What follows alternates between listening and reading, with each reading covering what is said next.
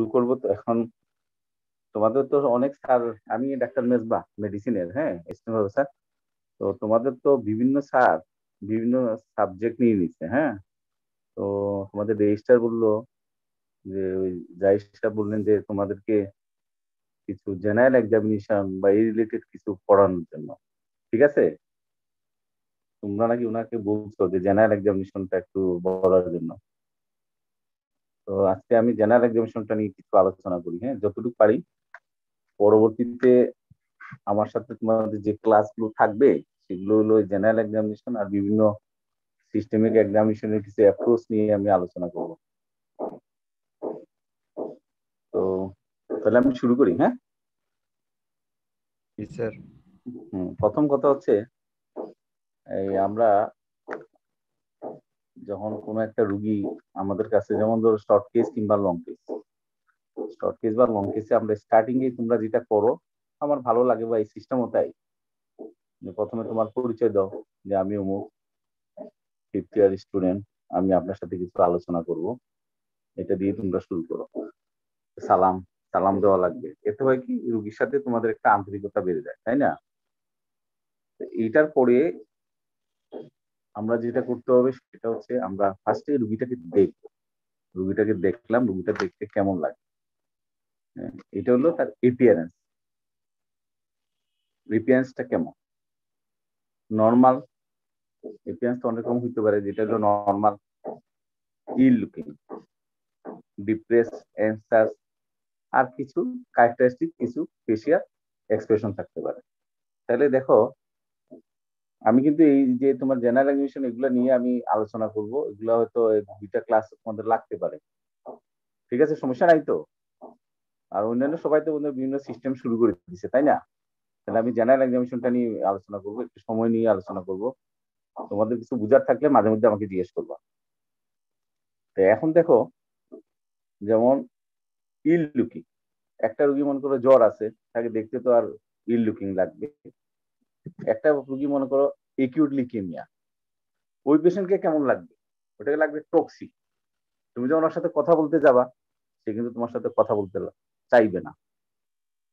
যেমন একটা মনে করো একটা মেলিগনেন্সি রুগী, একটা টিবি রুগী, তাকে রাখবে কেমন, তাকে দেখবে কেক একটি চিকন চিকন চাকন, অথবা থাইরোটক্সিসি রুগী। তাহলে এগুলো হচ্ছে তোমার এপিয়ারেন্স, হ্যাঁ। যেমন এপিয়ারেন্স এর আমি কিছু তোমাদেরকে বর্ণনা দিচ্ছি। যেমন এপিয়ারেন্সটা কি কি হইতে পারে, যেমন ধরো একটা রুগী frontal and parietal bossing, malar prominence, depress nasal ডিস, ডেন্টাল মেলেক্লুশন, ফেলোর, মানে জন্ডিসও আছে, এনিমিও আছে। তাহলে এই রুগীটা কিসের, ফন্টাল এবং প্রাইটাল বোসিং, থ্যালাসেমিয়া। তাহলে দেখো একটা এপিয়ারেন্স আমার কত ইম্পর্টেন্ট। এই যে কথাগুলো বললাম, এনিমিয়া আছে, তার জন্ডিস আছে, মেলার প্রমিনেন্স। তাহলে আমরা যেটা বলি যে স্যার এপিয়ারেন্স, ইল লুকিং, এই জিনিসটা হলো এপিয়ারেন্স দিয়ে কিন্তু আমরা রূপ ধরতে পারি। হ্যাঁ, মেডিসিনের একটা সবচেয়ে বড় জিনিসটা হলো, আমি সবসময় বলি আমার স্টুডেন্টদেরকে বা আমার ট্রেনিদেরকে বলি যে ইন্সপেকশন ভেরি ইম্পর্টেন্ট। ইন্সপেকশন না হলে তুমি সিস্টেমে ঢুকতেই পারবে না, বুঝতেই পারবে না। তাহলে এই যে কথাগুলো বললাম, বলার পর তুমি বললা যে এটা একটা থ্যালাসেমিয়া, ভেরি গুড, থ্যালাসেমিয়া। আরেকটা যে আমি তোমাকে বলি, যেমন ধরো তোমার আরেকটা রুগী যদি আমরা মনে করি সাংকে নাই, টেম্পোরাল হলো, টেম্পোরাল পোসাইন চিক, ইকটেরিক, মাডি কমপ্লেক্স, এইরকম যদি হয় তাহলে ওটা কি, সিএলডি। সিএলডি রুগী কেমন লাগে, ফেসটে দেখবা চিকন, পেট মোটা, তাই না, জন্ডিস আছে, তাহলে এটা হলো একটা সিএলডি রুগী। এরপর তুমি মনে করো একটা হাইপোথাইরয়েডের রুগী, একটা আমার এপিয়ারেন্সে দেখো তাকে কেমন লাগে। হাইপোথাইরয়েডের রুগী প্রথম ইমপ্রেশনটাই হবে ওবেস, সে একটু মোটা, তাই না। তারপর দেখবা তার ডাল, এক্সপ্রেশনলেস এন্ড পাফি ফেস, ফেসটা থাকবে পাফি। তুমি তাকাবা, তাকালে কি দেখবা, periorbital puffiness with baggy lower eyelid, তাই না। লোয়ার আইলিডটা থাকবে একটু সোলেন, এবং ইয়েটা থাকবে ডাল, এক্সপ্রেশনলেস, পাফি ফেস, হ্যাঁ, periorbital puffiness with baggy eyelid, coarse complexion, thinning of the outer third of the eyebrow, আইব্রুটা আউটার থার্ড দেখবে অনেক সময় পড়ে যায়, প্রেজেন্স অফ জেন্টাল স্পট, এই জিনিসগুলো যদি থাকে তাহলে আমরা তখন বলি কি হাইপোথাইরয়েড। তাহলে এই যে তো মনে করো তোমার হাইপোথাইরয়েড এটা। আরেকটা যদি মনে করো এপিয়ারেন্স আমরা মনে করো একটা দেখলাম যে টেরর রুগী, চোখ দুটো বের হয়ে যাচ্ছে, এক্সোপথালমাস, তার একটা গোয়েটার, হ্যাঁ গোয়েটার আছে, তাহলে এটা কি থাইরোটক্সিকোসিস। তাহলে এই দেখো এপিয়ারেন্স আমি মনে করো তোমাদের অনেক এপিয়ারেন্সের একটা এক্সাম্পল আছে, আমি তোমাদেরকে 4টা এক্সাম্পল দিলাম। থাইরোটক্সিসিটি কেমন হইতে পারে, হাইপোথাইরয়েডে কেমন হইতে পারে, সিএলডি তে কেমন হইতে পারে, থ্যালাসেমিয়া কেমন হইতে পারে। এগুলো বলার অর্থ কি, এই জিনিসগুলো বলার পরে নেক্সট তুমি কি তার সিমটম তুমি কি জিজ্ঞাসা করবা, কি তার সাইন তুমি খুঁজবা, এগুলো কিন্তু বের হয়ে যাচ্ছে। তাহলে দেখো তোমার রোগটা ধরাটা তোমার জন্য অনেক ইজি হয়ে গেল। তাহলে ফার্স্টে আমরা মনে করো একটা রুগী আমরা এক্সামিনেশন করার সময় তাকে সালাম দিলাম, তার কুশলাদি জিজ্ঞেস করলাম, তোমার পরিচয় দিলা, দেওয়ার পর তার এপিএন্স দেখলাম, এপিএন্স দেখেই আমরা বিভিন্ন কয়েকটা এক্সাম্পল, কিন্তু শত শত এক্সাম্পল আছে, এক্সাম্পলটা দিয়ে আমরা বিসমিল্লাহ করে ভিতরে ঢুকে গেলাম। ঢুকলাম মানে কি, হাইপোথাইরয়েড হলে আমরা তার এখন ফার্দার কি হিস্ট্রি নিব, সিমটম কি খুঁজবো, তার সাইন কি খুঁজবো, আমরা ইজিলি জেনে ফেললাম। এরপর আমরা বিল, এপিএনএস উপর আমরা বিল দেখতে পারি, তাই না? একটা হলো নর্মাল, একটা হলো ওবেস অনেক বড়,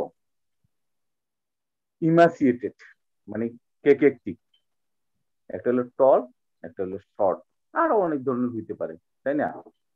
যেমন হলো টল শর্ট হইতে পারে, আর একটা হলো যেমন ধরো তোমার ডাউন সিনড্রোম, ডাউন সিনড্রোম আছে, অন্যরকম এপিয়ারেন্স হইতে পারে, তাই না? তাহলে দেখো বডি বিল্ড, বডি বিল্ড এর মধ্যে আমরা যেমন ধরো টল স্ট্রেচার, শর্ট স্ট্রেচার, এখন এগুলোর আবার এক গাদা কজ আছে, tall stature cause, short stature cause, এগুলো যাবো না। যেমন কেকেকটিক পেশেন্ট, কেকেকটিক পেশেন্ট যদি হয় তখন আমরা চিন্তা করি যে তার এখানে মধ্যে কেকেশিয়ার কজ কি কি। কেকেশিয়ার কিছু কজ আছে, যেমন তোমার টিবি হইতে পারে, মেলিগনেন্সি হইতে পারে, ঠিক আছে না, ক্রনিক কোনো ডিজিজ হতে পারে। হুম। আবার নর্মাল, নর্মাল পার্সন করে শর্ট ডিউরেশনে তার হয়তো টেম্পারেচার আছে, এবডোমিনাল পেইন আছে, নর্মাল হতে পারে। ওবেস পেশেন্ট, মানে এগুলো তোমার জাস্ট একটা এক্সাম্পল কয়েকটা দিলাম তোমাদেরকে, তাই না? এর হলো ডিকুবিটাস, ডিকিউবিটাস আমরা তোমরা বলো অন চয়েস, অন চয়েস মানে হলো যেমন ধরো অন চয়েস হচ্ছে তার মনে করো কোনো কার্ডিয়াক কোনো ডিজিজ নাই, রেসপিরেটরি কোনো ডিজিজ নাই, ঠিক আছে, এর ফলে হয়তো অ্যাবডোমিনাল পেইন নাই, এই জন্য সে যেদিকে ইচ্ছা সে থাকতে পারে। কিন্তু কিছু কিছু জিনিস আছে, যেমন ধরো প্রপটা, প্রপটা পজিশন সে ভালো থাকে, লাইং কন্ডিশনে গেলেই তার কাশি হয়, শ্বাসকষ্ট হয়, তাহলে এটা কি হলো পিএনডি। হুম। একটা হলো যদি রাত্রে শুয়ে যায়, শুয়ে যাওয়ার পরে তার কাশি হয়, তার শ্বাসকষ্ট হয়, সে উঠে বসে থাকে, এই জিনিসটা যদি সে বলে তখন আমরা প্রথমেই বলি তাহলে আমাকে তার খুঁজবো কোথায়, কার্ডিওভাস্কুলার সিস্টেম, তাই না? Cardiovascular system. কমন একটা জিনিস হচ্ছে তোমার মোহাম্মদিয়ান প্রেয়ার্স পজিশন, সিটিং পজিশনে এবং অ্যাবডোমেনটাকে একটু বালিশ চাপা দিয়ে বসে থাকে, এইসব যদি হয় তাহলে আমার হলো নি এলবো পজিশন, যেটা আমরা বলি মোহাম্মদিয়ান প্রেয়ার্স পজিশন, এটা হলো আমরা পেনকিয়েটাইটিস, তাই না? এরকম অনেকগুলো এক্সাম্পল আছে, সব এক্সাম্পলে আমি আর যাচ্ছি না। কোঅপারেশন, এরপরে মনে করো একটা পয়েন্ট হচ্ছে কোঅপারেশন। কোঅপারেশনটা হলো কোঅপারেটিভ, নন কোঅপারেটিভ। একটা হলো সে তোমাকে কোঅপারেশন করতেছে, ভালো, ভেরি গুড, অসুবিধা নাই। নন কোঅপারেশন হলো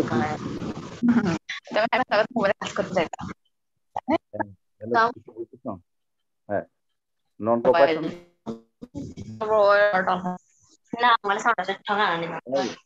মিউট করে রাখো। হ্যালো, হ্যাঁ, প্রশ্ন থাকলে করো, আর নইলে সব মিউট করে রাখো।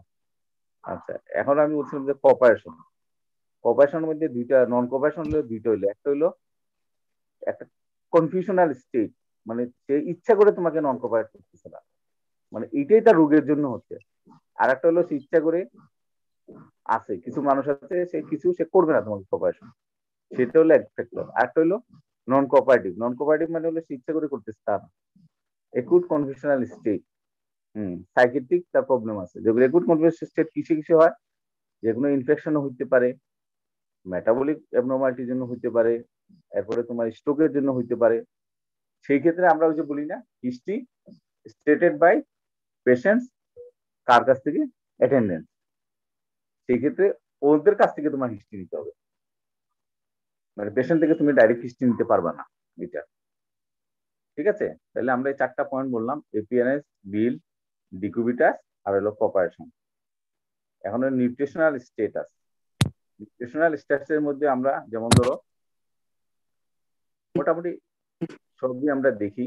এখন যদি কিছু কিছু সিমটম থাকে, এঙ্গুলার স্টোমাটাইটিস, সিলোসিস, এরপরে র বিফ টাং, তারপরে হেয়ারটা যদি তোমার ইয়ে থাকে, পেল কালার থাকে অথবা গ্রে কালার থাকে, স্কিন কন্ডিশন যদি তোমার ড্রাই থাকে বা স্কিন পিগমেন্টেশন থাকে, তাহলে আমরা এটা বলি মেলনোরিস্ট অথবা সিভিয়ারলি মেলনোরিস্ট, অথবা হয়তো মনে করো ক্রনিক ডায়রিয়ার জন্য হচ্ছে, যে কোনো ভাবে সে মেলনোরিস্ট হয়েছে, হয়তো সে খেতে পারতেছে না অথবা খাওয়ার পরে খাবারটা লস হয়ে যাচ্ছে এই ক্ষেত্রে। তাহলে এই হলো নিউট্রিশনাল স্ট্যাটাস। ইন্টেলিজেন্স। ইন্টেলিজেন্স হচ্ছে তোমার নর্মাল, অ্যাবনর্মাল, মানে বিলো এভারেজ। একটা নর্মাল হইতে পারে যেটা এভারেজ, আর একটা হইতে পারে বিলো এভারেজ। এই কয়েকটা পয়েন্ট হচ্ছে তোমার মানে কমন, আমরা ওইগুলা বলে ফেলি যেগুলো। এখন আসো আমাদের সবচেয়ে ইম্পর্টেন্ট পয়েন্ট যেগুলো দিয়ে আমরা শুরু করব, এনিমিয়া। এনিমিয়া এগুলা নিয়ে আমি একটু আলোচনা করব। এনিমিয়া, এনিমিয়াটা হচ্ছে কি, যেটাকে আমরা সহজে বলি প্যালর, তাই না? এটা মাইল্ড হতে পারে, একটা হতে পারে অ্যাবসেন্ট, আর একটা হলো প্রেজেন্ট। প্রেজেন্টের মধ্যে আবার 3টা group, mild, moderate and severe. ঠিক আছে, মাইল্ড, মডারেট, সিভিয়ার। এখন হলো এনিমিয়া। এখন এনিমিয়া যদি হয়, এনিমিয়াটা তোমার তুমি দেখবা কোথায় কোথায়, সাইট অফ এনিমিয়া কোন কোন জায়গায় তুমি দেখবা। তোমরা কেউ বলবা এনিমিয়া কোথায় কোথায় আমরা দেখি? হম, আচ্ছা, কেউ না বললে আমি বলতেছি। দেখো, লোয়ার পালপেব্রাল কনজাংটিভা, তাই না? সেটা আমরা কিভাবে দেখি? লোয়ার আইলিডটাকে আমরা ডাউনওয়ার্ডস করি এবং পেশেন্টকে বলি তুমি উপরের দিকে তাকাও, তাই তো? যে হাত দিলাম, হাত দিয়ে বললাম যে আপনি উপরের দিকে তাকান। এই একটা dorsum of the tongue, buccal mucosa, palm of the hand, nail bed, sole of the feet and generalize skin. পুরো স্কিনটা, সিভিয়ার এনিমিয়া, পুরো স্কিনটা হলো পেল হয়ে যাবে, পেল। এটা কাজ সাধারণত কি acute blood loss, acute blood loss হতে পারে। একুইট ব্লাড লস মনে করো যেটা অ্যাক্সিডেন্টাল ইঞ্জুরি, সেটা তো আমাদের কাছে আসবে না, সেটা যাবে সার্জারিতে, তাই না? আমাদের কাছে একুইট ব্লাড লস কিসে আসে? এটা কমন হইলো মনে করো গাইনি আসে, রাপচার ইক্টোপিক প্রেগনেন্সি, মানে চলে আসে আমাদের কাছে। আমরা আসার পর দেখলাম যে সাডেনলি হয়তো তার 3 লিটার 4 লিটার ব্লাড লস হয়ে গেল, রোগী জানেই না, অ্যাবডোমিনাল পেইন নিয়ে আসছে। তো এগুলো হইলো পরে আমরা আল্ট্রাসাউন্ড করি, করে দেখি হয়তো ব্লাড ক্লট, আমরা রেফার করে দিই, হ্যাঁ, একুট ব্লাড লস। এগুলো হলো পেইন। তাহলে দেখো সাইড কোথায় কোথায়, একটা দিকে দেখলা লোয়ার পালপেবল কনজাংটিভা, এটা আমরা দেখি, উপরের দিকে তাকাইতে বলি এবং লোয়ার আইলিডকে আমরা রিচেক করি। হ্যাঁ, dorsum of the tongue, buccal mucosa, palm of the hand, এটা কিন্তু একটা ইম্পর্টেন্ট। পাম অফ দা হ্যান্ডে আমরা দেখি, নেইল বেড দেখি, নেইল বেডে আমরা চাপ দিই। হ্যাঁ, চাপ দিয়ে আমরা যেটা বলি, এটা আসলে কতটুকু ইয়ে তার বলি যে এই চাপ দিলাম, একটু ডিলে আসলো, ডিলে আসলো, এটাকে আমরা বলি মাইল্ড। ঠিক আছে, এরপরে চাপ দেওয়ার পর দেখা যায় যে মানে চাপ দেওয়ার আগে একদম পেন, এটা হলো সিভিয়ার, মাঝখানে স্টেজটা হইলো মডারেট। এখন এখানে একটা কথা বলে স্যার, নি তোমার। হ্যাঁ হ্যাঁ, বলো। স্যার কোন সাইডে সবচেয়ে ভালো বোঝা যায়? কোথায় কোন সবচেয়ে ভালো কোন বোঝা যায় সাইডে মনে করো? এই পয়েন্ট গুলোর মধ্যে? হ্যাঁ না, সিভিয়ার যদি হয় তাহলে সবচেয়ে ভালো বোঝা যায় তোমার পুরো বডিটাই পেল থাকবে। আর যদি মাইল্ড হয়, মাইল্ড হলে কিন্তু বোঝা মুশকিল, এগুলো এক্সপিরিয়েন্সের ব্যাপার, যে তুমি দেখে বুঝলা মাইল্ড। আর মডারেট যদি হও, তাহলে এই পামেও বোঝা যায়, নেইল বেডেও বোঝা যায়, বুঝছো? নেইল বেডে আমরা একটা কাজ করি কি, চাপ দিই, চাপ দিয়ে যদি দেখি যে একদম খুব ডিলে আসতেছে, একটু ডিলে, তাহলে এটা বুঝি আমরা মাইল্ড।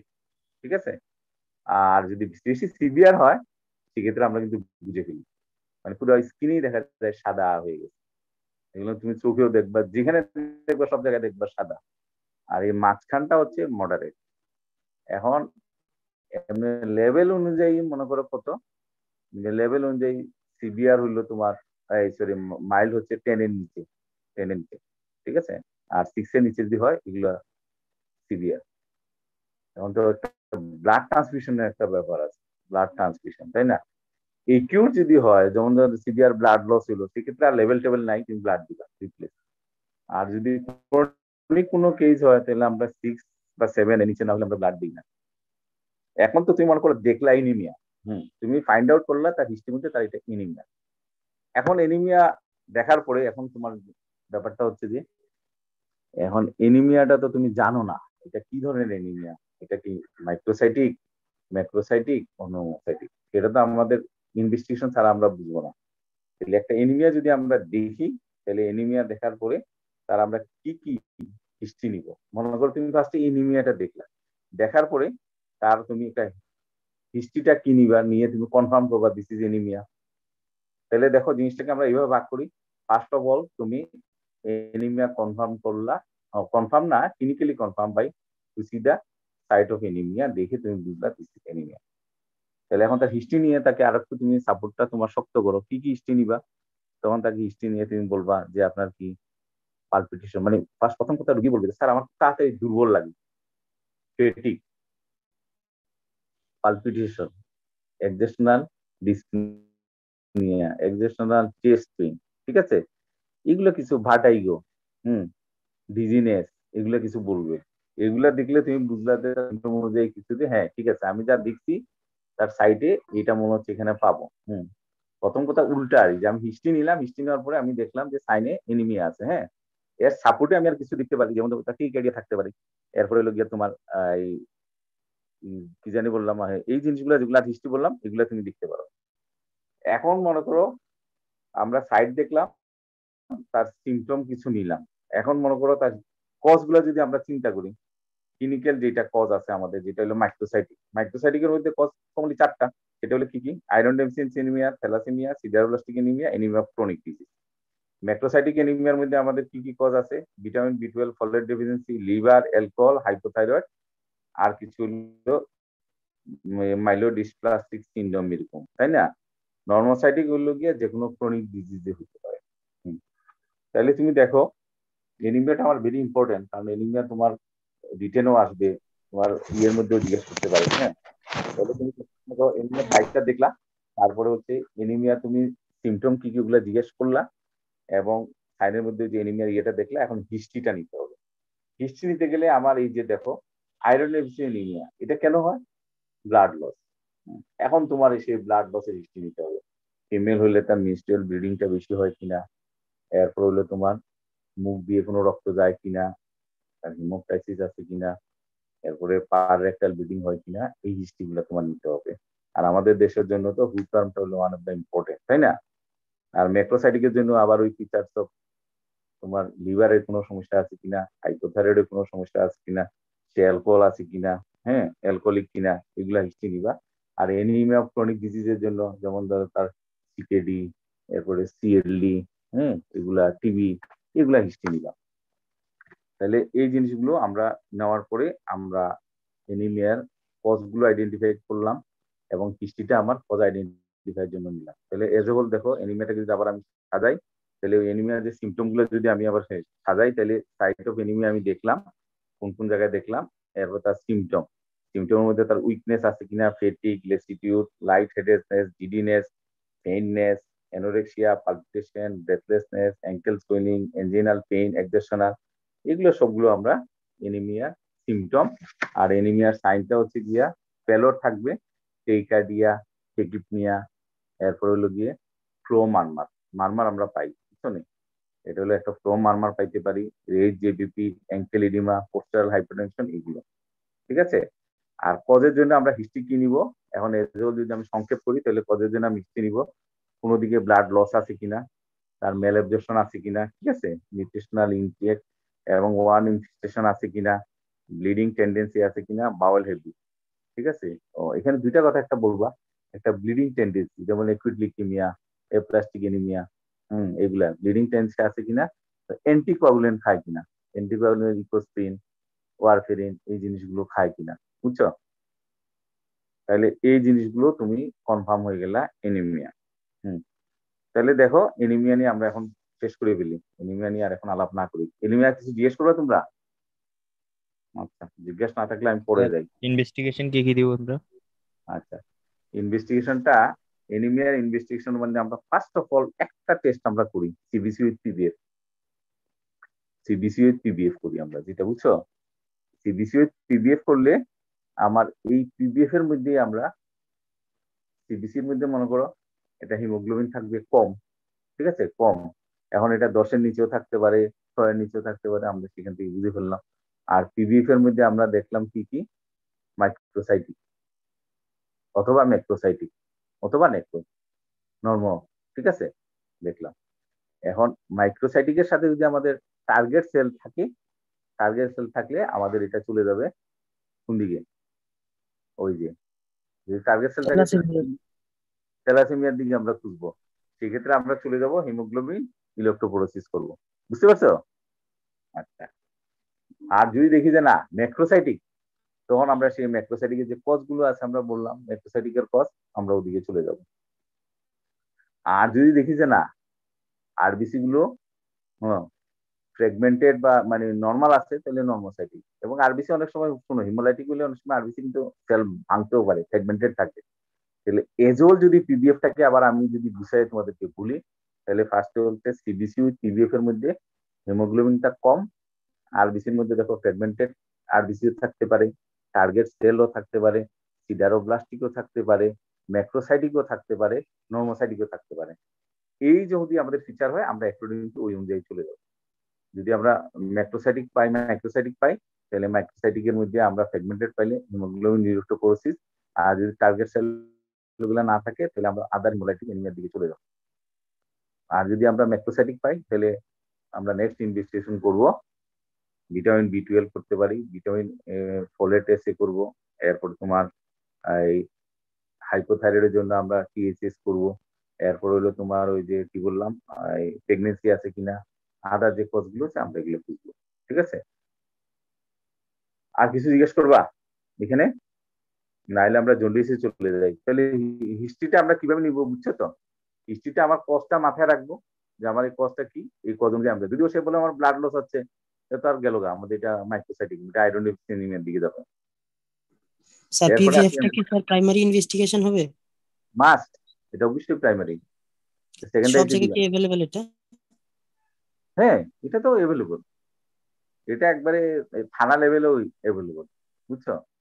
হ্যাঁ, এখন ব্যাপার হইলো এটা এক্সপিরিয়েন্স পার্সন লাগে, বুঝছো না? তারপরেও মনে করো তোমার সাথে তো মিলবে, যেমন ধরো তুমি হিস্ট্রি নিলা যে তার একটা ব্লাড লস আছে, এখন সেখানে যদি দেয় যে ব্লাড লস বাদ দিয়ে যদি ওই অন্যরকম দেয়, তো তোমার সাথে তো মিলবে না। ওইটাই, এটা অ্যাভেলেবল, এটা অনেক ইজিলি অ্যাভেলেবল, এই জন্য এটা first line investigation. Second line ইনভেস্টিগেশনে মনে করো তোমার যদি সিডারোব্লাস্টিক এনিমিয়া থাকে, তাহলে বোন মেরো, ঠিক আছে। যেমন ধরো তোমার এই হাইপোথাইরয়েড যে টিএসএস গুলা ফার্স্ট লাইন, সেকেন্ড লাইন হলো থাইরয়েড স্ক্যান, ওগুলো চলে যাবে। ঠিক আছে, ক্লিয়ার? আচ্ছা, নেক্সট আসো, নেক্সট পয়েন্ট। তো এনিমিয়ার পরে আমরা কি দেখি, জন্ডিস, তাই না? জন্ডিসে যাই, সমস্যা নাই, তোমাদের সাথে আমাদের মনে হয় বেশ কয়েকটা ক্লাস গুলো রাখবো, যে ক্লাসগুলো থাকবে আমি এগুলো নিয়ে আলোচনা করবো। নেক্সট হলো আমাদের জন্ডিস। জন্ডিসটা আমাদের অলওয়েজ দেখতে হবে কোথায়, ডে লাইটে, তাই না? মানে এই যে আর্টিফিশিয়াল লাইটে দেখলে এমনি তো ইয়েলো লাগে, তাই না? এটা ডে লাইটের মধ্যে হইলে আমাদের জন্য ভালো। ওটা দেখছিলাম নিচের দিকে, এটা দেখবো আপার ইয়েতে, তাই না? আপার বালবাল কনজাংটিভা। কি করব, আমি আপার আইলিডটাকে উপরে তুলে বলবো নিচের দিকে তাকাও। Under surface of the tongue, soft palate, mucous membrane, permanent sole and generalize skin surface. যদি বেশি জন্ডিস হয়, তাহলে দেখবা পুরো বডিটাই হলুদ হয়ে গেছে। এটা কিন্তু আমরা অনেক পাই। এরকম যদি আমরা একটা পাই, তাহলে সাইট অফ এক্সামিনেশন কোন কোন জায়গায় করলাম? ফার্স্টে করলাম upper bulbar conjunctiva, under surface of the tongue, soft palate, mucous membrane, palm and sole and generalize skin surface. তারপর আমি এটা প্রেজেন্ট করব কিভাবে, there is yellow colouration of the upper conjunctiva, under surface of the tongue, soft plate and palm and sole and generalized skin surface. So my diagnosis is case of jaundice. ঠিক আছে, এই একটা দেখার পরে তুমি ইয়ে করলা যে আমার এখন এটা ফার্স্ট ইমপ্রেশন, আমার ইমপ্রেশনটা হচ্ছে কেস অফ জন্ডিস। জন্ডিস এখন একটা যদি আমরা জন্ডিসের রুগী পাই, তো জন্ডিসের রুগী পাওয়ার পরে আমাদের মানে জন্ডিস কোন কোন ইয়ে থেকে হইতে পারে, ঠিক আছে? জন্ডিসের যে কজ গুলো আছে, জন্ডিসের কজ আমরা তিনটা গ্রুপে, আমরা ক্লিনিকো প্যাথোলজিক্যাল ক্লাসিফিকেশন আমরা একটা আছে তিনটা গ্রুপে, তাই না? একটা হইলো হেমোলাইটিক, একটা হইলো হেপাটোসেলুলার, আর একটা হইলো অবস্ট্রাকটিভ। এই তিনটা গ্রুপে আমরা ভাগ করি, তিনটা গ্রুপে ভাগ করি। তাহলে একটা হইলো হিমোলাইটিক। হিমোলাইটিক যেটা আমি একটু আগে বলছিলাম, যেমন থ্যালাসেমিয়া, ব্লাড সেল ভেঙে গেল, হ্যাঁ, increase breakdown of the red cell, এগুলো আবার অনেকগুলো হিমোলাইটিক কজ আছে। একটা হলো গিয়া এই হিমোলাইটিকের কজ কিন্তু মানে বিশাল বড় একটা আছে। একটা হলো কনজেনিটাল একিউয়ার্ড। কনজেনিটাল একিউয়ার্ড, কনজেনিটাল মধ্যে হলো তোমার এটা অনেক বড় ক্লাসিফিকেশন, তো আমি একটু করে বলি তোমাদের। কনজেনিটাল হলো মেমব্রেন ডিফেক্ট, একটা হলো এনজাইম ডিফেক্ট, ঠিক আছে, একটা হলো হিমোগ্লোবিন ডিফেক্ট। এই তিনটার জন্য হলো কনজেনিটাল। একিউয়ার্ডের মধ্যে হচ্ছে গিয়ে ইমিউন, নন ইমিউন। ইমিউনের মধ্যে অটো ইমিউন, হলো ইমিউন। নন ইমিউনের মধ্যে হচ্ছে গিয়ে তোমার কিছু ইনফেকশনও হইতে পারে, কিছু ড্রাগে হইতে পারে, তাই না? তো যাই, এত বড় ক্লাসিফিকেশন তোমাদের মনে রাখার দরকার নাই, তোমরা শুধু খালি মনে রাখবা এটা হলো হিমোলাইটিক জন্ডিস। হ্যাঁ, হিমোলাইটিক জন্ডিস। হিমোলাইটিক জন্ডিস কিভাবে আমরা বুঝবো যে তার জন্ডিস আছে? তার সাথে ওই যে আমরা পিবিএফ করলাম, পিবিএফ এর মধ্যে আমরা পাইলাম সেগমেন্টেড আরবিসি, আরবিসি গুলো ভাঙ্গা, হ্যাঁ, ভাঙ্গা ভাঙ্গা। তাহলে এই জিনিসগুলো যদি আমরা পাই, ভাঙ্গা গুলাকে ওরা শুধু সিস্টোসাইট আরো কয়েকটা নাম বলে আর কিছু না, ওগুলো আমরা পাইলাম, পাওয়ার পর আমরা দেখলাম হিমোলাইটিস। আচ্ছা, হেপাটোসেলুলার জন্ডিস। হেপাটোসেলুলার জন্ডিসটা আমরা একটু কমনলি পেয়ে থাকি, তাই না? কমনলি যেমন ভাইরাল হেপাটাইটিস, যে কোনো viral hepatitis, hepatitis A, B, E. C সাধারণত ক্রনিক নাই, এই জন্য বললাম না। তাহলে হেপাটাইটিস এ, বি, ই এগুলো দিয়ে হতে পারে। এগুলো ছাড়া নন এ, নন বি, নন ই ছাড়া আরো যদি ইয়ে আছে, অনেকগুলো আছে। যত ভাইরাস আছে সব ভাইরাসের জন্য তোমার হইতে পারে। ড্রাগের জন্য হইতে পারে। ড্রাগ, কি কি ড্রাগ হইতে পারে? এনটিটিবি, এনটিটিবি হইতে পারে, এন্টি কনভালসেন্ট হইতে পারে, ড্রাগের জন্য হলো। মানে ব্যাপারটা হচ্ছে কি, লিভার যে হেপাটোসাইট আছে, হেপাটোসাইটটাকে কিল করে, এটা হলো হেপাটোসেলুলার জন্ডিস এটা। আর একটা হলো অবস্ট্রাকটিভ জন্ডিস, এটা হলো বা সার্জিক্যাল জন্ডিস, এটা অপারেশন লাগে, তাই না? এই অবস্ট্রাকটিভ জন্ডিসের যে কজটা হচ্ছে গিয়ে একটা হলো বাইল ডাক্টের মধ্যে যদি কোনো অবস্ট্রাকশন হয়, অথবা বাইল ডাক্টের বাইর থেকে যদি অবস্ট্রাকশন হয়, এগুলোর জন্য হতে পারে। যেমন হলো ইন্টারহেপাটিক, যেটা কমন কজ হচ্ছে তোমার, সরি, মানে বাইল ডাক্টের ভিতরে যেগুলো হয় এটার মধ্যে হচ্ছে একটা তোমার কমন হচ্ছে, যেমন হুকওয়ান, তারপরে gallstone in the common bile duct, ঠিক আছে, তারপরে carcinoma of the ampulla of Vater, peri ampullary carcinoma, carcinoma of the head of the pancreas, এগুলো। আর হেপাটিক ভিতরে যদি হয় সেগুলো হলো primary biliary cirrhosis, secondary biliary cirrhosis, এগুলো।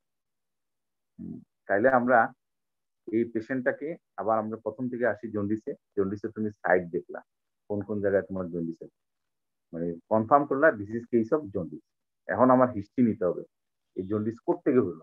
তাইলে আমি জন্ডিস যখন হিস্ট্রি নিব, তখন আমার মাথার মধ্যে থাকবে যে আমার জন্ডিসের হইলো তিনটা ভ্যারাইটি আছে, একটা হলো হিমোলাইটিক, হেপাটোসেলুলার, আর একটা হলো অবস্ট্রাকটিভ। এখন হিমোলাইটিকের জন্য আমরা যেটা নিব, মানে হিমোলাইটিকের জন্য কমন যেটা থাকে সেটা হলো কি তোমার এই যে থ্যালাসেমিয়া, এটা কিন্তু কমন। থ্যালাসেমিয়া তো তোমরা আগেই বলছো যে তার এপিয়ারেন্স দেখবা, ঠিক আছে, তার ফ্যামিলি হিস্ট্রি থাকবে, সে কয়েকবার ব্লাড ট্রান্সফিউশন করছে, এবং ব্লাড ট্রান্সফিউশনের পরে তার জন্ডিসটা কমে যায়, সে আস্তে আস্তে ভালো হয়ে যায়। এরকম যদি একটা হিস্ট্রি পাও, তাহলে তোমার এটা হইলো কি জান বললাম, এটা হিমোলাইটিক, হিমোলাইটিক। অথবা লাস্ট অফ অল যে হেপাটোসেলুলার, এক্সক্লুডিং দ্য হেপাটোসেলুলার এবং অবস্ট্রাকটিভ। হেপাটোসেলুলারও না, অবস্ট্রাকটিভ না, তাও এটা হিমোলাইটিক হতে পারে। কিন্তু সেক্ষেত্রে তো আমার অনেকগুলো ইনভেস্টিগেশন লাগবে। এই যে বললাম না তোমাদের, অটো ইমিউন, অলো ইমিউন, এলো ইমিউন, এগুলো, ঠিক আছে। এখন মনে করো এগুলা পেলে তো ভালো, এগুলো যদি না পাও তাহলে তুমি মনে করো এটা হেপাটোসেলুলারে চলে যাও। হেপাটোসেলুলার ভাইরাল হেপাটাইটিস তো ভেরি কমন। তার কিছু প্রোডম থাকে। তার প্রথমে থাকে এনোরেক্সিয়া, তার fatigue, loss of appetite, vomiting, right সাইডের অ্যাবডোমিনাল পেইন, ঠিক আছে না, এই জিনিসগুলো এরকম কিছু থাকে। ফিভার ফিভার থাকে, আমি কিছুই খাইতে পারতেছি না, বলে কদিন থেকে যে আমরা বলি টেস্ট সেন্সেশনটা অল্টার হয়ে যায়। এই জন্য আমরা কমনলি যে সিগারেট খেলে জিজ্ঞেস করি আপনার সিগারেট কি টেস্ট লাগে, বলে না আগের মতো লাগে না। এগুলো যদি আমি পাই তাহলে আমি চিন্তা করলাম এটা ইকিউট কোনো ভাইরাল হেপাটাইটিস হতে পারে। আবার যদি তার প্রিভিয়াস কোনো হিস্ট্রি দেয় যে আমার আগে জন্ডিস ছিল, এখন আবার মাঝে মধ্যে আসে, তাহলে আমরা বুঝবো কোনো ক্রনিক কজ হইতে পারে, ক্রনিক কোনো ভাইরাল ইয়ে থাকে, তাই না, হেপাটাইটিস বি ভাইরাস হইতে পারে, আদার কোনো কজ হইতে পারে। এগুলো আমার হিস্ট্রিতে নাই। তাইলে এখন তুমি দেখলাম এই জন্ডিসটা হচ্ছে, এরপরে আমি চিন্তা করলাম তাহলে অবস্ট্রাকটিভ কিনা। অবস্ট্রাকটিভ তাহলে আমার চিন্তা করতে হবে, যে অবস্ট্রাকটিভ জন্ডিসটা হচ্ছে গ্রাজুয়ালি ইনক্রিজিং, মানে এখানে চারটা জিনিস থাকে। কি কি? একটা হলো জন্ডিস, ডার্ক ইচিং, ডার্ক ইউরিন, পেল স্টুল। এই চারটা যদি তুমি পাও তাহলে এখন তোমার এটা হলো অবস্ট্রাকটিভ জন্ডিস। কি কি বললাম? একটা হলো জন্ডিস আছে, এরপর হলো তোমার ইচিং কিভাবে বোঝা যায়? যে ইচিং, সে বললো ইচিং মার্কিং থাকবে, পুরো বডির মধ্যে মার্কিং থাকবে এবং শাইনি নেই, নেইলগুলো একদম চকচক করবে, কারণ ওই যে ইচিং করতে করতে। কারণ হলো গেলে ওই যে ইয়ের মধ্যে, স্কিনের মধ্যে তার ওই যে বাইল সল গুলো এসে ডিপোজিটেড হওয়ার জন্য সে আর ইচিং করে। তারপর হচ্ছে স্টুলটা হবে পেইল, আর হলো ইউরিনটা হবে ডার্ক। এগুলো থাকলে আমার অবস্ট্রাকটিভ জন্ডিস। তাহলে আমি তার হিস্ট্রি নেওয়ার সময় আমি এই জিনিসগুলো সব নিয়ে নিলাম, ঠিক আছে? আচ্ছা, আর কিছু জিজ্ঞেস করবা? এখন যদি হেপাটাইটিস সেলুলার হয় তো সেই ক্ষেত্রে তো আমি বললাম একটা তো হলো ভাইরাল হেপাটাইটিস জিজ্ঞেস করলাম, একটা ডাগের হিস্ট্রি নিব, হ্যাঁ, অ্যালকোহল, যেমন হলো হেপাটাইটিস সেলুলার মানে ইকিউট, অনেক বেশি তোমার এএলটি লেভেল বেড়ে যায়। এটা হলো যেমন ড্রাগ টক্সিসিটি, প্রচুর প্যারাসিটামল খেয়ে আসলো, আর প্রচুর মনে করো ফেনোবারবিটাল খেয়ে আসলো, কেন? সুইসাইডাল ইয়ের জন্য, তাহলে অনেক বেশি হবে, ঠিক আছে? তাহলে আমার জন্ডিসের মধ্যে আমি যেটা তোমাদেরকে বললাম, জন্ডিসের মধ্যে ফার্স্ট অফ অল আমি সাইট অফ জন্ডিস দেখলাম, তারপর তার হিস্ট্রি নিব। হিস্ট্রিটা কিভাবে নিব? হিস্ট্রিটা আমি নিব যে আপনার এই হেমোলাইটিক, হেপাটাইটিস সেলুলার এবং অবস্ট্রাকটিভ, এই চারটা ইয়েতে আমি হিস্ট্রি নিলাম, তিনটা ইয়েতে হিস্ট্রি নিলাম। হিস্ট্রি নেওয়ার পর আমি যেখানে এটা সেট হবে আমি সেখানে এটা বসাই দিলাম। এরপরে যদি তোমরা কি ফার্দার কোনো আর কিছু প্রশ্ন করবা? হ্যাঁ, এখন তোমরা ইয়ে করতে পারো, থ্যালাসেমিয়া মানে কয়েকটা কমন কজ তোমাদেরকে আমি একটু বলি। যেমন হিমোলাইটিকের কমন কজের মধ্যে যেমন ধরো তোমাদের আছে থ্যালাসেমিয়া, মিসমিস ব্লাড ট্রান্সফিউশন, ম্যালেরিয়া, ওই যে ম্যালেরিয়া ইনফেকশন, কিছু ড্রাগ আছে এগুলো, ঠিক আছে? এগুলো তো দরকার নেই আমার, এগুলো অনেক বড় হয়ে যাবে, কারণ এই জন্ডিস নিয়ে দেখা যাবে অনেকক্ষণ তোমাদের আলাপ করা লাগতেছে। এখন হলো ইনভেস্টিগেশন তোমাদের হয়তো আমাকে কিছু প্রশ্ন করতে পারো। যেমন ইনভেস্টিগেশনের মধ্যে তোমাদের একটা কমন যেটা আমি বলি, liver function test. Liver function টেস্টের মধ্যে যেমন বিলিরুবিন সব সব ক্ষেত্রেই বাড়বে, যেমন ওই যে প্রথমে যদি আবার আমি বলি, ফার্স্টে সিবিসি করলাম উইথ পিবিএফ, এখানের মধ্যে হিমোলাইটিক ফিচারটা থাকলো। লিভার ফাংশন টেস্টের মধ্যে আমি কি করলাম, এএলটি, সেরাম বিলিরুবিন, অ্যালকালাইন ফসফেটেস, এই তিনটা করলেই আমার মোটামুটি একটা বুঝা যাবে। এএলটি লেভেল হেপাটাইটিস সেলুলার অনেক বেশি থাকে, ঠিক আছে? আচ্ছা, অ্যালকালাইন ফসফেটেস অবস্ট্রাকটিভ অনেক বেশি থাকে। ফলোড বাই একটা আল্ট্রাসাউন্ড করলাম। আল্ট্রাসাউন্ড করলে আমি কি দেখবো? আল্ট্রাসাউন্ড করে যদি আমি ইয়েতে পাই, লিভারের মধ্যে আমি এখন অনেক কিছু পাবো। লিভার সাইজটা যদি সিঙ্ক করে, এখন অনেকগুলো যদি নডুল হয়, তাহলে এটা হলো সিএলডি। অথবা যদি মনে করো হেপাটোসাইট গুলো ইনফ্লামেটরি চেঞ্জ থাকে, তাহলে একুট ভাইরাল হেপাটাইটিস। হ্যাঁ, আর যদি এখানে অবস্ট্রাকটিভ ফিচার থাকে তাহলে কমন বাইলটা থাকবে ডাইলেটেড। কমন বাইল গুলো অনেকগুলো ডাইলেটেড থাকবে, এখানে ওয়ার্মও পাইতে পারি, স্টোনও পাইতে পারি, অথবা একটা ইনফরমেশন পাইতে পারি যে পেনক্রিয়াসের এখানে মধ্যে কোনো একটা গ্রোথ আসছে। তাহলে এই ফিচার গুলো যদি আমরা পাই তাহলে এটা হবে আমার অবস্ট্রাকটিভ জন্ডিস, ঠিক আছে?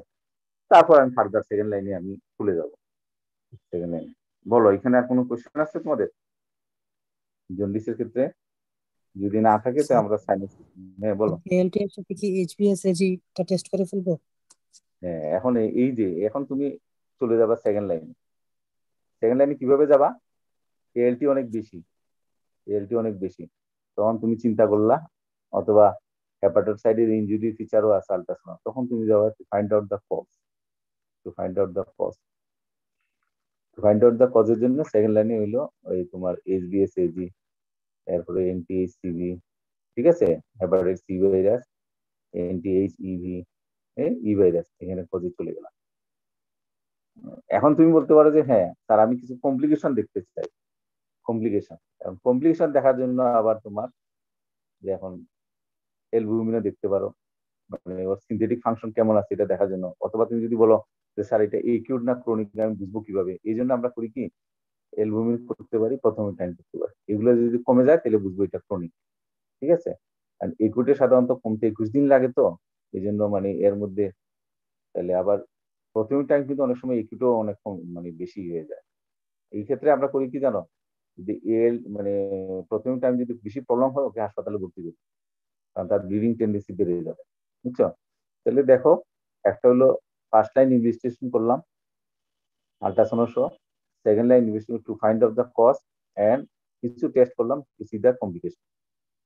হ্যাঁ, এইভাবে ভাগ করে আমরা করে ফেললাম। তারপর হলো ম্যানেজমেন্ট। ম্যানেজমেন্ট তো আর অ্যাকর্ডিং টু ইউ, ম্যানেজমেন্টে আর আমি যাচ্ছি না। ম্যানেজমেন্ট লাগবে তোমাদের? ম্যানেজমেন্টের দরকার নেই। আচ্ছা, ম্যানেজমেন্ট যদি বলতে যাই তো তোমাদের অন্যগুলো বলা হবে না। এখন আসলে আমরা সাইনোসিস, মানে আমি এনিমিয়া পড়লাম জন্ডিস, এখন আসলে আমরা সাইনোসিস, তাই না?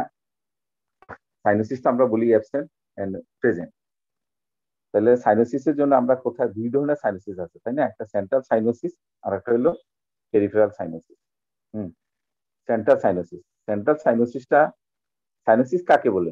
The blue discolouration of the skin and mucous membrane to the presence of excessive deoxygenated or reduced hemoglobin in the blood। এই যদি হয় তাহলে আমাদের সাধারণত আমরা এটাকে বলি সাইনোসিস, তাই তো? সাইনোসিস হচ্ছে তোমার দুই ধরনের, একটা হয় সেন্ট্রাল আর একটা হলো পেরিফেরাল। সেন্টারটা আমরা দেখি কোথায়? সেন্ট্রাল সাইনোসিসটা দেখি tongue, inner aspect of the lip, mucous membrane of the gums, soft palate and cheek, plus the side, এগুলোই, ঠিক আছে। Tongue, inner aspect of the lip, mucous membrane of the gum, soft palate and cheek, এগুলোর মধ্যে আমরা দেখি central cyanosis. আর peripheral cyanosis আমরা দেখি tip of the nose, ear lobules, outer aspect of the lip, cheek and chin, tip of the fingers and টোস, এই যেগুলো মাথায়, nail bed of the fingers and toes and palm and sole, এই দুইটা জায়গায় আমরা দেখি। সেন্ট্রাল দেখলাম এক জায়গায়, পেরিফেরাল দেখলাম এক জায়গায়। এখন সাইনোসিস হইতে গেলে আমার ডিঅক্সিজেনেটেড হিমোগ্লোবিন কতটুকু লাগবে? মোর দেন 5 গ্রাম পার ডিএল, তাই না? এখন যদি একটা সেন্ট্রাল সাইনোসিস আমরা প্রেজেন্টেশন কিভাবে করব? There is a bluish discoloration of the tongue, lip, and mucous membrane of the gum, soft plate, and cheek, ঠিক আছে? এইটা তো মাই ডায়াগনোসিস হচ্ছে সেন্ট্রাল সাইনোসিস। আর peripheral cyanosis presentation, bluish discoloration of the tip of the nose, ear lobule, tip of the fingers, toes, মানে যেখানে জায়গায় পাইলাম ওখানে আমরা বলে দিলাম, তাহলে এটা হবে পেরিফেরাল সাইনোসিস। এই দুইটা, central cyanosis and peripheral cyanosis. Cyanosis বাইর করার কারণটা কি? সাইনোসিস এই হলো একটা জিনিস, তাহলে সাইনোসিসের হলো বের করার অর্থটা কি? অর্থটা হচ্ছে তার কজ খুঁজা, তাই তো? সাইনোসিস আমি ধরলাম যে সাইনোসিস আছে, সাইনোসিসের কজ কি? সেন্ট্রাল সাইনোসিসের কমন কজ কি? COPD, permanent respiratory failure, heart failure হতে পারে, কার্ডিওজেনিক শকে হইতে পারে, সাইনোটিক কনজেনিটাল হার্ট ডিজিজ, ভেলোস্টেটোলজি অফ, হ্যাঁ, ট্রান্সমিশন অফ গ্রেট ভেসেলস, এটা কম পাই, আইসেনমেজার সিনড্রোম, ডিপিএলডি, এই কটাই মনে রাখা বেশি দরকার নেই। তাহলে তুমি দেখো, হ্যাঁ না আমি বলতেছি, দাঁড়াও আমি এটা আবার রিপিট করবো তোমাদেরকে। আচ্ছা, এখন ব্যাপার হইলো এই সাইনোসিস পাওয়ার পরে আমাকে বুঝতে হবে তার সিস্টেমিক কি ডিজিজ, যে কোনো রেসপিরেটরি ডিজিজ, যে কোনো কার্ডিয়াক ডিজিজ। হ্যাঁ, কার্ডিয়াক ডিজিজের মধ্যে ইয়াং ছেলেদের যেটা থাকে ফেলোস্টেটলজি, ঠিক আছে। এরপর হলো আইসেনমেজার সিনড্রোম, মানে যার এসডি ভিএসডি এগুলো ছিল পিডিএ, এখন রিভার্স শান্ট হয়ে গেছে, মানে রাইট থেকে লেফটে চলে যাচ্ছে। তাহলে কি হয়, রাইট থেকে লেফটে তো ডিওক্সিজেন টু ব্লাড, এই জন্য তার সাইনোসিস হচ্ছে। এটা বুঝছো জিনিসটা? যেমন ফেলোস্টেটলজি রুগীগুলো আমরা যখন সাইনোসিস দেখি, ক্লাবিং দেখি, চোখগুলো দেখি কি পলিসাইথেমিয়া, তখন আমরা সাথে সাথে ধরে নিই সাইনোটিক কনজেনিটাল কোনো হার্ট ডিজিজ আছে, বুঝছো? সিওপিডি রুগীদেরকে আমরা বলি জিব্বা বাইর করেন, হ্যাঁ এমনি জিব্বা বাইর করলো, কর্মার বাইরে আছে, সে জিব্বাতে সাইনোসিস আছে। এই সাইনোসিস থাকার অর্থ হলো দুইটা, একটা হলো রেসপিরেটরি ফেলের জন্য হতে পারে, অথবা তার সিওপিডিটা এত বেশি হয়েছে যে এটাকে এলটিওটি লাগবে, মানে কি তার 24 ঘন্টার মধ্যে অ্যাটলিস্ট 15 আওয়ার্স তাকে অক্সিজেন দিতে হবে, মানে তাকে বলা হয় যে আপনার বাসায় সিলিন্ডার নিয়ে যান। তো দেখো সাইনোসিস কত ইম্পর্টেন্ট জিনিস, ঠিক আছে এইটা। আর পেরিফেরাল সাইনোসিস কেন হচ্ছে? পেরিফেরাল সাইনোসিস হচ্ছে তোমার নর্মাল পার্সনের after expose to cold temperature, একদম বেশি ঠান্ডার মধ্যে গেল তার হইতে পারে। আর একটা রেনল্ডস ফেনোমেনা, যেমন সিস্টেমিক স্ক্লেরোসিস একটা আছে, এর মধ্যে দুইটা ভ্যারাইটি আছে, একটা হলো ডিফিউজ, একটা হলো লিমিটেড। লিমিটেড কিন্তু ফার্স্ট প্রেজেন্টেশনটাই হচ্ছে রেনল্ডস ফেনোমেনা, এটাকে আমরা বলি পিসিআর, পেলোর সাইনোসিস এন্ড রেনল্ডস। মানে হলো কি, রুগী এসে আমাদেরকে বলবে যে স্যার কোল্ড এক্সপোজারে যদি ঠান্ডার দিনে আমি যদি হাতটা স্যার পানির মধ্যে রাখি তাহলে আমার এটা নীল হয়ে যায়। তাহলে প্রথমে কি হয়, এটাকে আমরা বলি পিসিআর হিসাবে মনে রাখি, যে ফেলোর হয়ে যায় প্রথমে, তারপর সাইনোসিস, তারপর রেডনেস। তাহলে দেখো পেরিফেরাল সাইনোসিস এটা কোল্ড ওয়েদারে হইতে পারে, এরপরে peripheral vascular disease, Reynolds phenomena, ঠিক আছে। আর হলো তোমার এই যে জেনারেল সাইনোসিসের যে একটা পার্ট আছে ওইটাতে হইতে পারে। তাহলে কমন তোমরা মনে রাখো, আমাদের সেটা কমনলি যেটা হয় যে খুব ঠান্ডার দিনে ঠান্ডা পানির মধ্যে হাত রাখলে এটা নীল হয়ে যায়, এটা একটা। আর ডিজিজ হিসাবে আমরা রাখবো রেনল্ডস ফেনোমেনা। হ্যাঁ, রেনল্ডস ফেনোমেনার কারেন্টলি যে কোনোটাই হইতে পারে, প্রাইমারি হইতে পারে, সেকেন্ডারি, মানে রেনল্ডস ফেনোমেনা দিয়ে নিজেই একটা ডিজিজ, অথবা এসিলি আর এ ওগুলার সেকেন্ডারি হিসাবে আসতে পারে। আর একটা হলো পেরিফেরাল ভাস্কুলার ডিজিজ, যেমন রিসেন্টলি কালকেই আমার চেম্বারে আসছে একটা পেরিফেরাল ভাস্কুলার আর্টারিয়াল ডিজিজ, এই গল্পটা একটু বলি। রুগী এসে আমাকে বলতেছে স্যার আমার বাম হাতটা খুব ব্যথা করে, রাতের বেলা খুব ডিস্টার্ব করে, এবং আমার কাছে মনে হলো একটু ওয়েস্টিং। তাই বললাম ঠিক আছে, আমি বললাম হয় আপনাকে বলছে এটা, বলে না স্যার আমার খুব দিয়ে। এখন তো করোনার সময় তো রুগীর সামনে যাইতে তো ভয় লাগে, তারপর সাহস করে গেলাম, স্টিল টিল লাগাইয়া ডাইনাতে প্রেশার মাপলাম, দেখি 120, বামাতে মাপলাম দেখি 70-60, পাই কি পাই না, একদম লো ভলিউম। পালস দেখলাম, দেখি পালস নাই, মানে লেফটে অ্যাবসেন্ট, রাইটে আছে। তাহলে এটা হলো এসিমিট্রি। ওই যে তোমরা আগে বলো না পালস এসিমিট্রি, এইটা হলো একটা এসিমিট্রি। তখন আমি তো বললাম তো একটু ভেজাল। পরে আমি এটাকে একটা আমাদের নেক্সট ফার্দার যে টেস্ট আছে সেই টেস্টটা করলাম, করে দেখি একবারে সাবক্লাভিয়ান না এক্সিলারি আর্টারি টোটাল অক্লুশন, মানে এটা হলো অ্যাথেরোস্ক্লেরোসিস। স্যার ওই টেস্টটা কি ডপলার টেস্ট? হ্যাঁ, ডপলার টেস্ট করছে। হ্যাঁ, ঠিক আছে, ডপলার টেস্ট করে দেখি পেরিফেরাল ভাস্কুলার ডিজিজ। তাহলে দেখো এইখানে তোমার এই সাইনোসিসটা কিন্তু আবার পেরিফেরাল ভাস্কুলার ডিজিজের একটা হতে পারে। তাহলে একটা দেখো ওয়েদারের জন্য কোল্ড এক্সপোজার, একটা হলো রেনল্ডস ফেনোমেনা, একটা হলো পেরিফেরাল আর্টারিয়াল ডিজিজ। আরো আনকমন কিছু আছে, এগুলো দরকার নেই জান, এই তোমাদের কজ। তাহলে সেন্ট্রাল কজ সাধারণত একটা, সেন্ট্রাল কজ গুলো হচ্ছে সিওপিডি, হার্টের সমস্যা, আর কিছু তোমার আছে এই ইয়ের মধ্যে হইতে পারে, এই আচ্ছা যাক ওগুলো আনকমন, এগুলো জানার দরকার নেই। এখন বলো মেকানিজমটা কেন কেন হচ্ছে এটা, সেন্ট্রাল সাইনাসের মেকানিজম কি, পেরিফেরাল সাইনাসিসের মেকানিজমটা কি? Central sinus mechanism, there is a decreased arterial oxygen saturation due to marked reduction in the oxygen tension in the arterial blood. ওই যে বললাম, যেমন ধরো রাইট থেকে লেফটে যায়, লেফট থেকে সার্কুলেশন পালমারি হয়ে আসে ব্লাড, তাই না? অক্সিজেনেটেড হয়ে ব্লাড যায়, কোনো কারণে যদি এটা মিসম্যাচ হয়ে যায়, তাই না? এবং অক্সিজেন সেচুরেশন যদি এটা যদি সাধারণত 85 এর নিচে চলে যায়, এই জন্য আমরা এখন এই যে কোভিড-19 সাধারণত 90 নিচে যদি জায়গা অক্সিজেন সিচুয়েশন তাড়াতাড়ি 92 নিচে গেলেই আমরা রোগীকে ভর্তি করি, কারণ এই সমস্যাটা হবে, সাইনোসিস হয়ে যাবে। সাইনোসিস হইলে পুরো হার্ট এবং এই তোমার লাং এগুলো ডিস্ট্রাকশন হয়ে যেতে পারে। তাহলে দেখো যে কোনো ভাবে ডিঅক্সিজেনেটেড ব্লাড যে অক্সিজেন স্যাচুরেশনটা যদি ফল করে, তাইলেই আমার সেন্ট্রাল সাইনোসিসটা হচ্ছে। It may be due to heart cause, it may be due to lung cause. হ্যাঁ, আর পেরিফেরাল কেন হচ্ছে? একটা হলো পেরিফেরালি সাইনোস হইতে পারে পেশেন্ট, একটা হলো আইসোলেটেড পেরিফেরাল সাইনোসিস হচ্ছে peripheral cyanosis without central cyanosis. একটা হইতে পারে সেন্ট্রাল সাইনোসিসের পার্ট হিসাবে, একটা হলো উইদাউট সেন্ট্রাল সাইনোসিস। কেন হচ্ছে? দা আর্টারিয়াল ব্লাড, যেটা বললাম যে একটা ব্লক হয়ে গেল, ওই জায়গার মধ্যে অ্যাথেরোস্ক্লেরোটিক হইলো, এই জন্য হইতে পারে। ঠিক আছে। আর একটা হইলো তোমার হইলো যে তোমার কি ডিজিজ আছে, টাকাইশিস ডিজিজ, এগুলাতে হইতে পারে। ঠিক আছে, পেরিফেরাল সাইনোসিস। তাহলে পেরিফেরাল সাইনোসিস, সেন্ট্রাল সাইনোসিস কোথায় দেখবো? পেরিফেরাল সাইনোসিস কোথায় দেখবো? সেন্ট্রাল সাইনোসিসের মেকানিজম, পেরিফেরাল সাইনোসিসের কজ, সেন্ট্রাল সাইনোসিসের কজ, এগুলো নিয়ে আমরা আলোচনা করলাম। এবং কজ যদি আমরা জেনে ফেলি তাহলে ফার্দার আমরা টেস্টে চলে যাব। ঠিক আছে। এখন হইলো এই সেন্ট্রাল এবং পেরিফেরাল সাইনোসিস দুইটাই হইতে পারে কাদের? একটা হলো সিওপিডি আর একটা হলো সাইনোটিক কনজেনিটাল হার্ট ডিজিজ। এখানে দুইটাই হইতে পারে, সেন্ট্রাল হইতে পারে, পেরিফেরাল হইতে পারে। ঠিক আছে। তাহলে এনিমিয়া, এরপরে আমরা পড়লাম জন্ডিস, সাইনোসিস, এখন আমরা করি ক্লাবিং। এর আগে আমি পড়াইলাম এপিয়ারেন্স, বিল্ড, এগুলো। আমি যে স্লোলি পড়াচ্ছি তোমাদের সমস্যা তো নাই না? কারণ এগুলো তো অনেকগুলো জিনিস আছে, এগুলো নিয়ে একটু আমরা, কারণ এগুলো থার্ড ইয়ারের পড়া, কিন্তু এগুলাতেই আমাদের কঠিন লাগে, এগুলাতেই আমাদের প্যাচ লাগে। তোমাদের পড়াইতে গিয়ে আমিও কিছু কিছু শিখতেছি আবার নতুন করে। হ্যাঁ বলো। জেনারেল এডমিশন আমি যেভাবে বলতেছি এইভাবে তো আসলে কোনো বইয়ের মধ্যে তো ওইভাবে নাই, আমি অনেকগুলো বই গুছিয়ে করতেছি আর কি।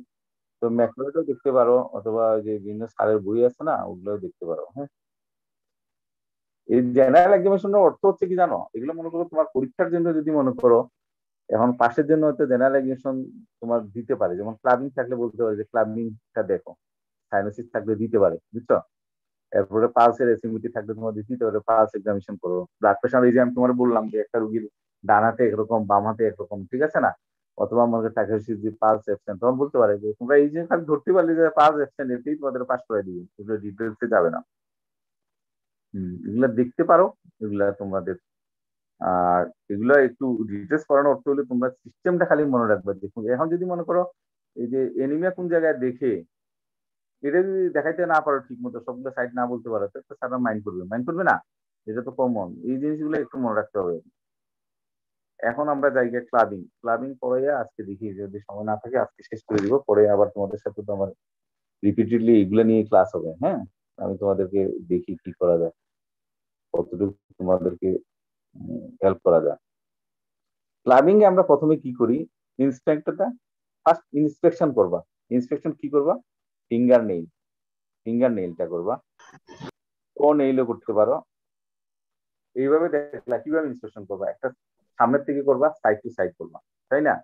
এখন যদি তোমার মনে করো ওবিয়াস হয়ে যায় কোন এপিয়ারেন্স, ড্রামিস্টিক এপিয়ারেন্স, প্যারোডিক এপিয়ারেন্স, এটা তো দেখলেই বুঝবা, তাই না? ওটা দেখলেই বুঝবা যে এটা হয়ে গেছে। আর এরকম যদি না হয় তাইলেই তখন তোমাদের একটু ঝামেলা। যেমন মানে নিচের থেকে আমি আসি, তাহলে তোমাদের জন্য সুবিধা হবে। ড্রামিস্টিক, এরপরে এই যে প্যারোডিক এপিয়ারেন্স, এগুলো হইলো বুঝলা। তারপরে মনে করো তোমার শ্যামরড উইন্ডো টেস্ট, তোমরা যেটা করো এইভাবে করো যে এখানে কোনো গ্যাপ থাকে, ডায়মন্ড শেপ গ্যাপ থাকে, গ্যাপটা যদি অ্যাবসেন্ট থাকে তাহলে বলবো যে এখানেও আছে। এরপরে তোমাদের ঝামেলাটা হবে এই দুইটা, এগুলো নাই, কিছুই নাই, এখন আছে কিনা কেমনে বুঝবা? Look at the nest to see the convexity from side to side, side to side থেকে তুমি কনভেক্সিটি দেখবা। ঠিক আছে।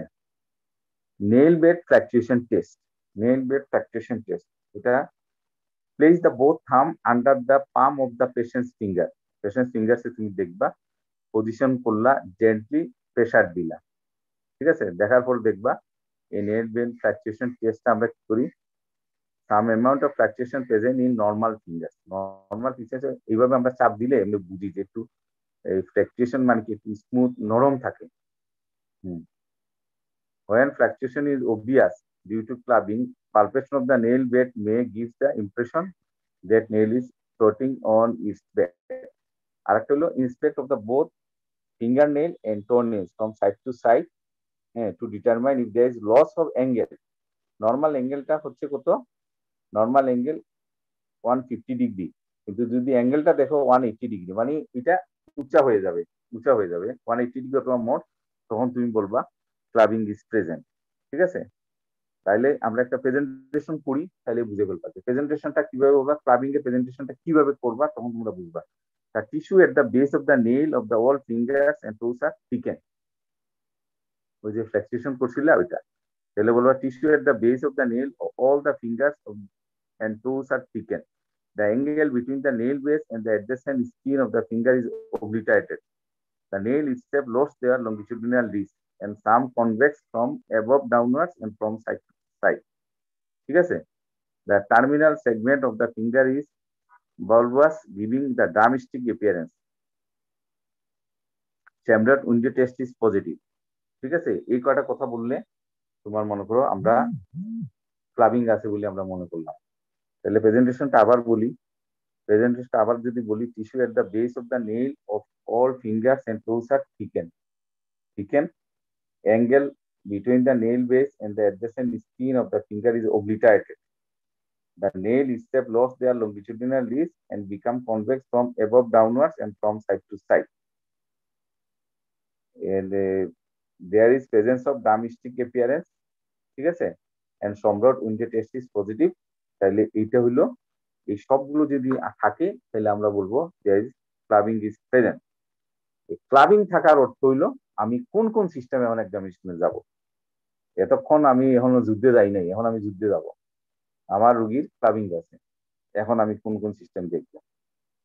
4টা সিস্টেম সাধারণত আমরা দেখি, cardiovascular, respiratory, abdomen and thyroid gland.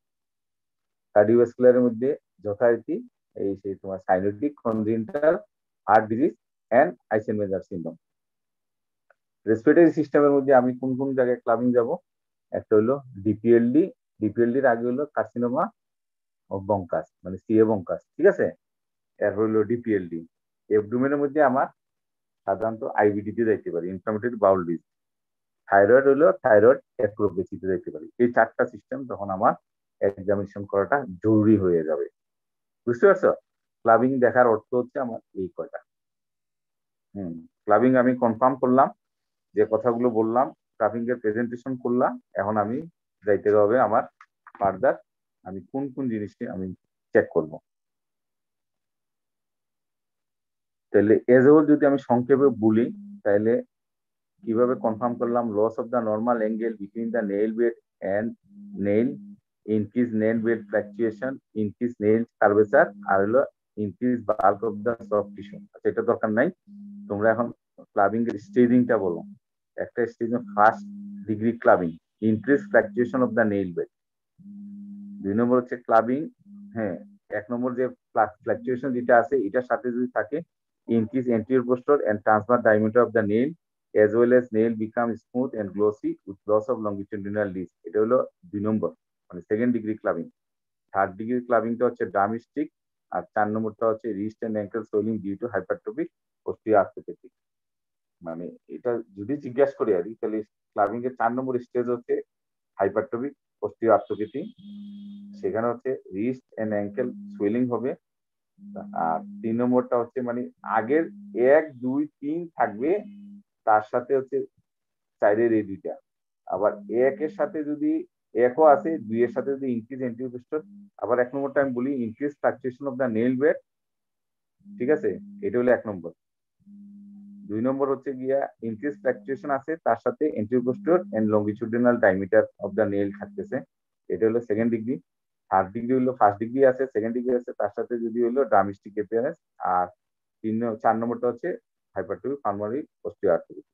ঠিক আছে, এগুলো হলো তোমার 4টা স্টেজিং। এখন আসো তোমার কজ, যেগুলো আমি সংক্ষেপে বলছিলাম সেই কজগুলো আবার আমি বলে ফেলি, যে রেসপিরেটরি সিস্টেমে আমার কোনটা কোনটা থাকতেছে, bronchial carcinoma, suppurative lung disease. Suppurative lung ডিজিজের মধ্যে লাং এক্সেস, লাং এক্সেসটা হচ্ছে সবচেয়ে আর্লি ক্লাবিং আসে লাং এক্সেসে। একটা হলো ব্রঙ্কিওস্টেসিস, চাইল্ডহুড ব্রঙ্কিওস্টেসিস। ব্রঙ্কিওস্টেসিস তো অনেক কজ আছে, একটা হলো চাইল্ডহুড কজ। আচ্ছা, ব্রঙ্কিয়াল প্রথম থেকে আবার বলি তোমাদেরকে, যে সাপোর্টিভ লাং ডিজিজের মধ্যে একটা হলো লাং এক্সেস। হ্যাঁ, লাং এক্সেস হলো ব্যাকটেরিয়াল বা আদার কজ হইতে পারে। ব্রঙ্কিওস্টেসিস একটা হলো চাইল্ডহুড, আর একটা হলো অ্যাডাল্ট। চাইল্ডহুড গুলোরই বেশি থাকে। আর সিস্টিক ফাইব্রোসিস, এটাও চাইল্ডহুডে বেশি থাকে, এটা হলো অটোজোমাল রিসিসিভ একটা ডিজিজ। হ্যাঁ, এরপর হইলো গিয়ে তোমার ডিপিএলডি। এই তিনটা মনে রাখবা।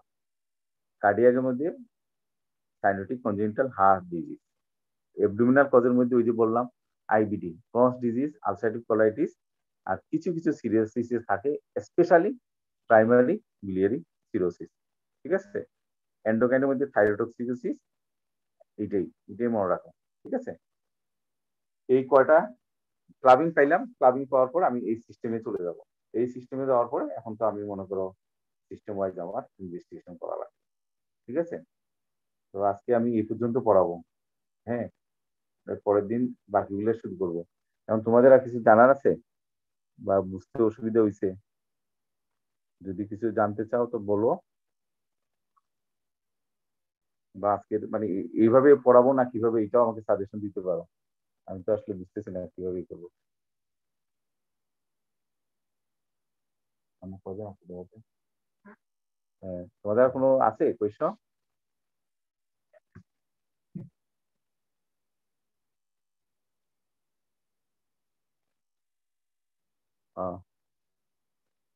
হ্যাঁ, কেউ বলো। আচ্ছা, ঠিক আছে, নাইলে আমার এখানেই শেষ আজকে। নেক্সট দিন আমি ওই যে ভাইটাল যে পালস, ব্লাড প্রেশার, হ্যাঁ, তারপরে টেম্পারেচার, ওগুলো নিয়ে এর সাথে আর যেগুলো লিম্ফ নোড, ঠিক আছে, thyroid gland examination, lymph node examination, তারপরে তোমার এই যে পালসের এগুলো এগুলো আমি ডিটেলস আলোচনা করব। তোমরা একটু প্রস্তুত নিয়ে রাখো। নেক্সট ক্লাস হচ্ছে আমার তোমাদের সাথে সম্ভবত এই রোববারের, মানে সামনের রোববারের পরের রোববার। তারপরে মানে এইভাবে কন্টিনিউশন থাকবে আর কি।